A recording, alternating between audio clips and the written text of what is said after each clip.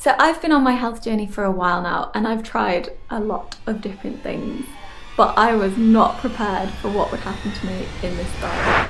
Hello, I'm Becky and welcome to Becky's Gut Corner, where we talk all things gut health. So I've just completed this crazy diet, which I heard about from this book called The Inflammation Spectrum by Will Cole, which I highly recommend. It's amazing.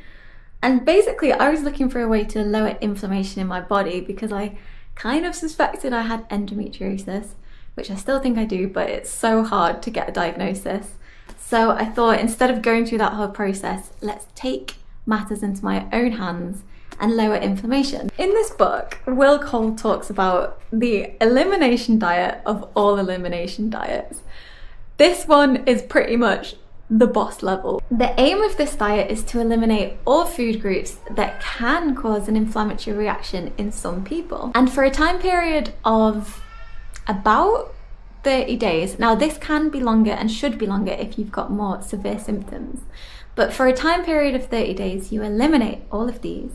And then you slowly and methodically reintroduce these things that you've eliminated one by one over a period of 3 days. So you'll have a little bit of something, see how your body reacts, don't have that thing again for 2 days after, and if there's no reaction, then great, you can have it and you can reincorporate it into your diet. Now this list of inflammatory foods is very long and can be quite sad at times, but believe me, it's worth it. After the reintroduction phase, you know exactly what your body is sensitive to and can't tolerate. Literally all of these years you might have thought it was milk or gluten or sugar, well it probably is sugar, but something like that was causing your symptoms. So you eliminate that and you have no relief, when really it's something pesky like black pepper or cayenne or something like that is causing your symptoms. And how would you know that without doing an elimination diet?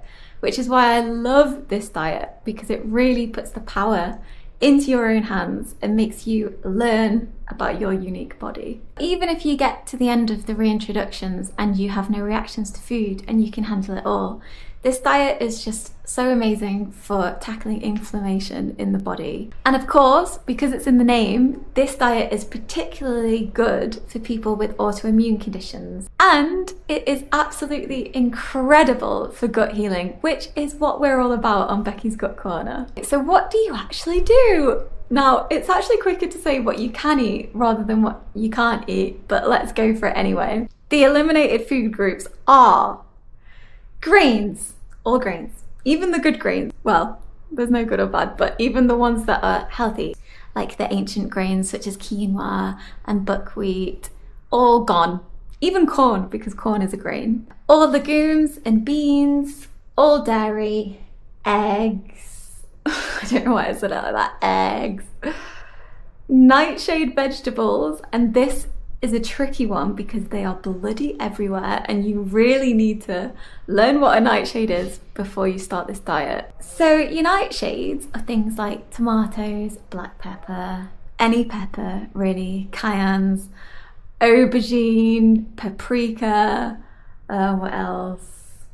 Yeah, just Google it, there's loads of them. So you're also eliminating all nuts and seeds, all sugar and any type of sweeteners, so that includes stevia, monk fruit. Coconut sugar is a bit iffy. Some people say you can, some people say you can't, because you can actually have a lot of coconut products on this diet, because coconut is not a nut. All seed oils, gone, because these are so inflammatory, and even if you do reintroduce them and you don't get any symptoms, you shouldn't really have them as part of your regular diet. Once or twice, you know, now and again is fine, but yeah, they're not good. So any processed foods, including things with additives and gums and stabilizers. Oh yeah, and also caffeine. Now, this is a really sad one, especially for me because I love coffee. And on this diet, you can't even have decaf because that's a seed. So caffeine has to go, but believe me, if I can do this, you can do this, because I love coffee. I love it. and I got rid of it and I did it. So can you. Believe me, it gets easier. After the first 4 days, it gets easier. So I eliminated all of that for 30 days. And by the end of this period, the idea is that your body is in this super calm and non-reactive state. So when you do introduce these things slowly, one by one, any food that you do have a sensitivity to will make itself known loud and clear. And then, this is why I love this diet, but then you can choose whether you want to eat this. So maybe you'll be like, no, I don't need that, it's gone. I don't like the reaction, this has been causing my inflammation, my bloating, all of my autoimmune symptoms, it's gone. Or you can be like, okay, I hear you, I'm listening, I will only have this now and again. That's your choice, and this really puts the knowledge into your own hands and the power into your own hands, so you can eat something with informed consent of what it's going to do to your body. Now, you may have noticed that a lot of these eliminated foods are healthy, and they are. For a lot of people, these things should be reintroduced because they are so good for you. And this AIP elimination phase of the diet should not be followed forever because it is restrictive and your gut needs a wide variety of fibers to truly thrive. So these things should be tested. And a lot of people are tempted to just carry on with the elimination phase forever because they feel so good. And the idea of introducing foods that could trigger their symptoms is scary, but really they should be eaten if they can be. Okay, so I loved this diet. I really did. From day one, I was just absolutely ecstatic to be on it. I mean, I'd done so much research, I'd done so much planning, I'd heard so many success stories that I was just excited. I wanted those health benefits, I wanted that knowledge, and I was raring to go. So the first week I did get the old classic detox symptoms, but I actually think this was more to do with the caffeine because I was coming off the caffeine.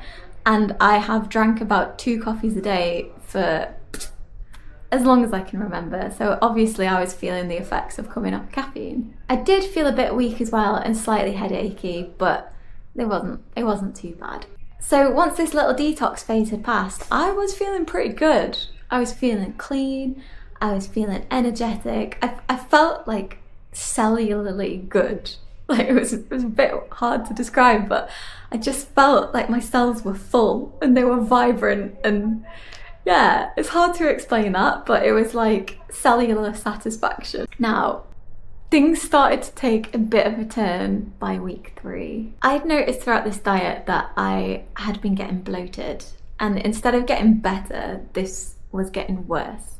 And by week 3, it was so bad, worse than I've ever had it. I thought that my gut would just adapt to this new fibre load, but it was becoming apparent that it was struggling. So I had been eating a lot of raw salads and a big variety of vegetables that I hadn't really been eating before, which basically just overwhelmed my gut. And even though I'd been eating healthy before this diet, that it was still a really big jump in fibre, and it had caused almost like a traffic jam of fermentation in my bowels, and my gut microbiome was not happy, and they were telling me that quite strongly. So at about the 3-week mark, I decided that, you know, it wasn't going to rebalance by itself, so I should try something else. And I decided to go low FODMAP, which is just putting another restriction onto an already very restrictive diet, which didn't really make me feel comfortable because your gut needs a wide variety of foods to thrive. So by reducing this even further, you're pretty much just deconditioning your gut microbiome. But alas, I thought I'd try it because I wanted to get rid of that bloody bloat. So I tried that for a week, and the magic 30-day came around, and to be honest, I was not a happy bunny. I was still very bloated, and I just felt a bit fed up because, you know, you've just done a month on this super strict diet and you've been really good and really disciplined, and I was expecting to be flat and healthy and feeling really good by the end of it. and I just wasn't. I was more bloated than ever. I was feeling pretty low. My energy had kind of dropped a bit as well, so I was a bit fed up. So I carried on with the low FODMAP, but I thought, hey, wait, I'm probably still eating too much fibre. So I decided to lower the fibre and just eat really gentle for a few days and see if that improved it, which it did. So this did start to help. And when I noticed the bloat going down, I started the reintroductions and started to look for other symptoms rather than just bloating to see if a food was irritating me. Now the reintros is a story for another time because it is juicy. It's the best part of the diet and also the hardest part of the diet, because with the elimination phase, you're pretty much just in it. Like it's restrictive and you need discipline, but you're kind of in this AIP world where you're like, I can't have that food. It's not even in my awareness because I'm doing it. But when you get into that reintroduction phase, the world starts opening up again and you start having these things that you've not had, and the temptation is there to just indulge and reintroduce everything at once, which just don't do, because this is the biggest mistake that people make with AIP. They just reintroduce everything and then you can't feel what's actually going on in your body. And you've just done 30 days of strict. So don't put that to waste. Like, this reintroduction phase is what it's all about, really. So really take your time with it and do it slowly and really listen. Get that information, because that's why we do it. Despite the problem with the bloating, I did feel really good for the majority of this diet. But the biggest benefit that I actually found was just the actual discipline itself. Now, I've said this before, but I've been on a health journey for quite a while now, and it's definitely been up and down. And the biggest issue or problem that I've run into is that of discipline. I've found it particularly hard to resist caffeine and sugar. Those are my two things. And I'd often find myself getting a little treat, and that would turn into 2 treats, and then the habit would start coming back. And I just found that consistency and discipline the hardest thing about maintaining a healthy diet. Whereas with AIP, I found that the biggest shift it created was actually in my mindset. I think because it's so strict, like literally if you eat one food that's supposed to be eliminated during the elimination phase, you have to go straight back to the start. So because it's so strict, my mind wasn't even on the food, the eliminated food. I was just in AIP world, and I didn't really have the cravings, or if I did, they weren't as strong, because it's like a switch had gone off in me, which I didn't think was possible because I've tried a lot of things before. But this diet really created that switch. And because it's 30 days, which is a long time, you develop habits and new eating styles, and you get into the habit of not having a little treat. And these things roll over into your everyday life once you come off the diet. And that's one of the most beneficial things for me, because even still to this day, a load of good things from the elimination phase are still with me, and I still do them. Now, AIP is definitely not a diet for everyone, and I'm actually thinking about doing another video on this, so let me know down below if that's something that you'd be interested in hearing. And I also don't think it should just be something that you jump willy-nilly into.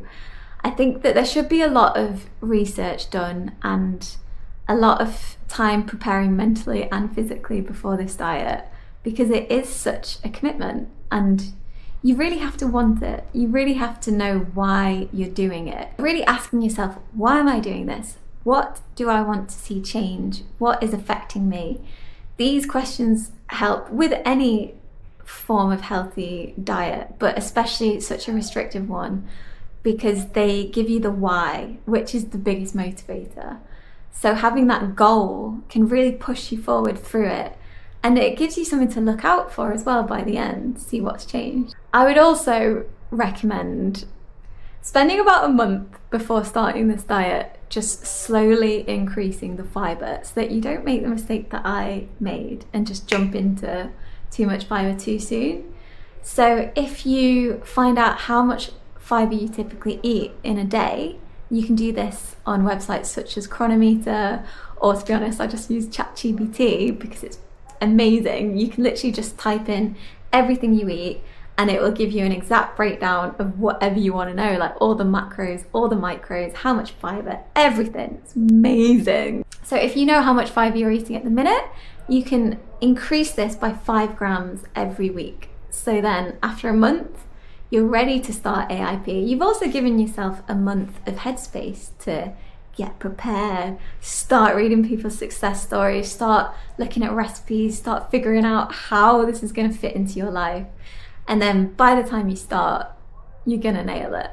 All in all, this diet is a game changer. It's super fun and really delicious, and you end up feeling like you're eating in abundance rather than being restricted, which is really great. You try so many new foods, get into such good habits, and the healing potential of it is huge. So if it's something that you've been considering for a while, or if it's just something that you've heard about now or recently, then just do it. It is truly amazing. You can learn so much about your body, and it can change your life. The good for me far outweigh the bad, and I would hands down do it again. I actually probably will do it again in the future, but I would do it differently this time with the old fiber thing. Okay guys, thank you so much for watching my video. If you liked it, just give it a little like and subscribe. I'm gonna be uploading a lot more, all about gut health and AIP, and it's a new channel, so it really helps out. Thank you so much, and I look forward to seeing you in the next one.